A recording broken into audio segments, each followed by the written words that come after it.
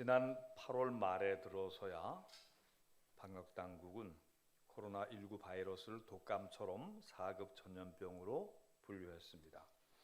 지난 3년 동안 이어진 코로나19 바이러스 감염으로 인해서 우리 사회뿐 아니라 전 세계가 홍역을 치렀습니다. 그러는 중에 우리 기독교의 예배와 신앙생활에도 지대한 어려움이 있었습니다. 우선 지난 정부가 중국의 우한시에 다녀온 대구의 신천지 교회 신도들이 우리나라에 코로나 바이러스를 퍼뜨렸다고 발표했기 때문에 온 국민의 원성이 신천지 교회로 쏠리게 되었었죠. 처음 발병 원인과 감염이 퍼진 곳을 기독교 색채를 띤 이단교회로 지목해서 정치적 희생양으로 삼으려 했던 것입니다. 아래로 내려와서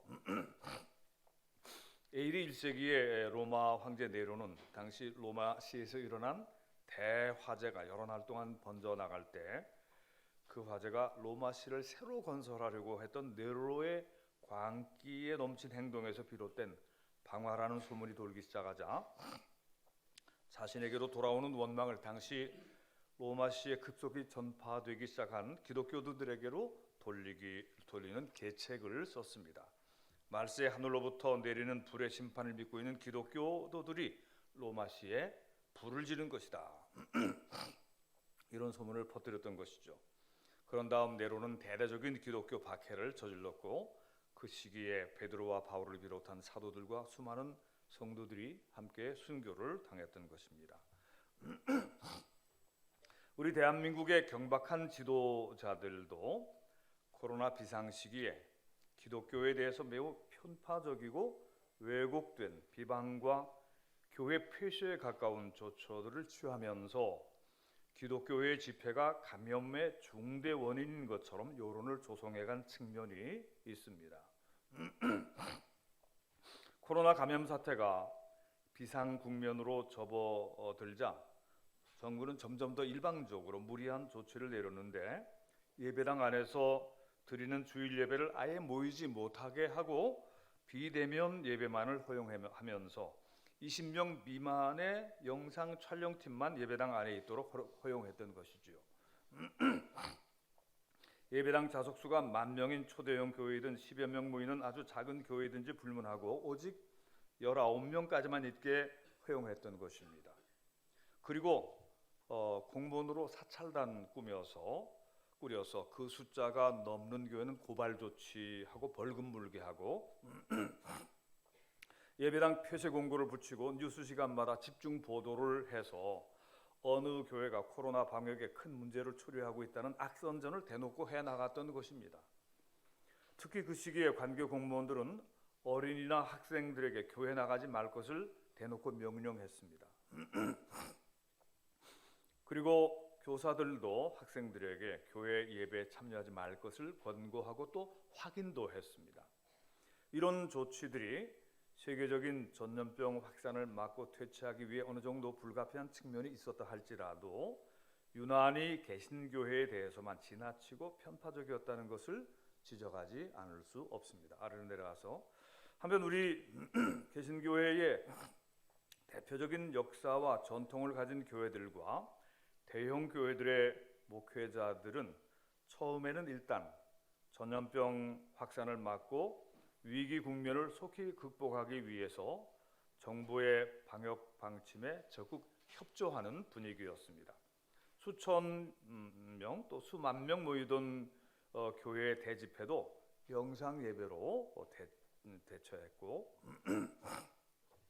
일부 교회 목회자와 교인들은 길거리에 나서서 전도지 대신 마스크를 나눠주면서 교회가 잘못했습니다 하고 사과까지 했어요. 제 후배들이 그렇게 한다고 해서 제가 그렇게 하지 말라고 그랬습니다. 저도 그 시기에 처음에는 방역당국의 지침에 따라 협조하면서 속히 코로나가 종식되기를 기도하면서 인내했죠. 그러나 당국자들은 한국교회의 협조와 순응을 교회의 복종인 줄 알고 교회를 동네 북처럼 때리고 비난하면서 코로나 사태 악화를 교회의 책임으로 몰아가는 언사를 서슴없이 계속해 나갔습니다. 당시 저는 기독교대한감리회 서울연회 감독으로 재직하면서 많은 목사님들과 평신도 지도자들로부터 감독님, 이럴 때 예배를 어떻게 지켜나가야 하지요? 하는 걱정스러운 질문들을 많이 받았던 것이죠.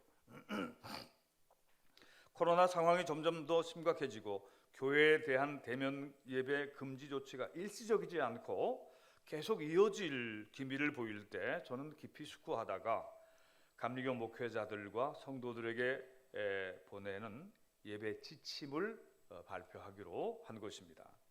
그래서 이제 그때 그 내용을 일부를 제가 여기서 따서 넣었습니다. 코로나 바이러스 비상시국에 보내는 서울연회 감독의 목회 서신. 우리의 주인은 하나님이시고 우리가 경배할 분은 죽음에서 부활하신 예수 그리스도이십니다. 우리에게 예배를 드려라 드리지 말라 명령하실 분은 오직 창조자이시고 구원자이신 우리 주 하나님 한 분뿐이십니다. 방역당국은 우리에게 그리스도인의 고유한 신앙과 믿음에 대해서 명령을 내릴 위치에 있지 않고 다만 방역에 협조해 달라고만 말해야 할 것입니다. 그러니 정부 당국자들은 교회를 문제 집단 정도로 경시하는 노트로 예배당 문을 닫으라는 권한 밖의 명령을 내리지 말아야 합니다. 그러므로 기독교대한감리회 서울연회는 1. 9월 20일 주일부터 서울연회 모든 교회들이 예배를 정상적으로 드릴 것이며 이때부터 발생하는 법적인 책임은 개교회가 홀로 떠맡지 않고 감리교회가 공동으로 책임지며 대처할 것입니다. 둘째로 만약에 어떤 교회에서 예배를 드림으로 인해서 확진자가 발생되었을 경우에는 잠시 그 교회의 예배당 문을 닫고 방역을 한 후에 다시 예배를 드리면 될 것입니다. 셋째로 벌금이나 구상권 청구가 들어오더라도 감리교단이 법적으로 공동 대처할 계획입니다. 넷째로 그러므로 20일 주일부터는 2020년이죠. 20일 주일부터는 각 교회들이 신중하고 지혜롭게 회중 예배를 드리되 혹시라도 위험할 수 있으니 전염병의 방역을 위해 뛰어앉기와 마스크 쓰기, 열 체크와 손 씻기 등의 모든 준칙을 지키고 자신의 몸 상태가 좋지 않은 분만 자택에서 영상 예배로 드리면서 경건하고 거룩한 공동체 예배를 회복하시기를 바랍니다. 이제 감독 서신으로 보낸 것입니다. 사실은 이제 감리사들이 있었는데 감리사들하고 의견 일치가 되지가 않았어요. 그래서 감리사들하고 같이 냈으면 아마 선언이 됐을 것입니다. 그런데 감리사들 일치가 되지 않아서 그러면 감리사들 가만히 있어라. 내가 일단 서울연회 감독으로서 목회 서신으로 발표하겠다. 목회 서신으로 발표했는데 외부에서 볼 때는 이게 선언처럼 보인 것입니다. 그래가지고 발표된 지 하루도 안 돼서 전국적으로 반향이 일어났는데 제가 예상했던 것보다 엄청난 반향이 일어난 거예요. 매우 악의적인 욕설과 비방의 문자들이 와 글들이 네이버와 다음에 완전히 도배가 됐어요. 아마 그게 몇천 건이 몇만 건이 되는지 모르겠습니다. 그때 검색어 1위였습니다. 근데 제가 그렇게 공격을 당할 때에 한 몇 시간 차이로 예배 회복을 위한 감독 서신 발표한 것에 대해서 정말 잘했습니다. 하는 용기를 북돋우는 글과 전화, 문자들이 또 초교파적으로 또 쇄도했습니다. 특별히 크리스찬 투데이 같은 복음적 미디어에서는 제가 담임하고 있는 옥토교회 예배를 취재하려고 와서 설교 전체를 녹화 편집해서 그것을 전국에 배포해서 한간에 들끓은 오해들을 잠식시키도록 도와주었던 것입니다. 그리하여 기독교회의 예배에 대한 정부 당국자들의 태도는 이 서신이 발표된 직후부터 그 태도가 조금씩 바뀌어졌습니다. 그 이후부터는 교회에 대한 예배 지침이 내려오기 전에 교단 대표들에게 협의를 하고 수위를 조절하는 태도를 보였습니다. 그리고 이제 3년이 지나서 교회 예배에 대한 제재가 다 풀렸습니다. 그동안의 오해나 억울함도 많이 해소되었지만 코로나 위기 국면에 내렸던 교회에 대한 지나친 편파 왜곡 조치와 부정적 언론 플레이들에 대한 사과는 당국으로부터 아직도 받지를 못한 것입니다.